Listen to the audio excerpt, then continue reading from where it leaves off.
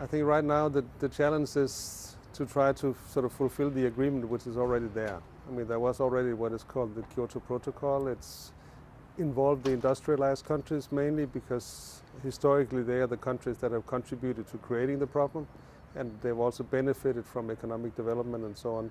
So the Kyoto Protocol is very much about getting the industrialized countries to make the first move to try to reduce their emissions of the so-called greenhouse gases, mainly within the energy sector.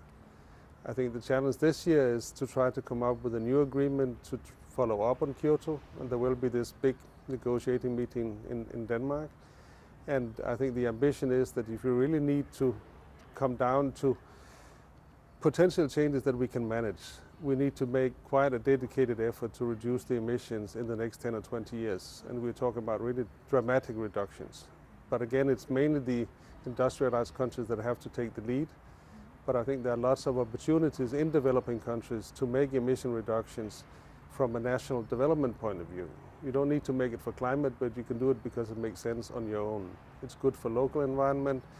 In most cases, it's good for employment. You go into efficiency, renewables, that has much more employment potential than oil and gas. And in that way, you can involve countries that don't have, you could say, a real responsibility, but that can benefit from the action in a more general sense.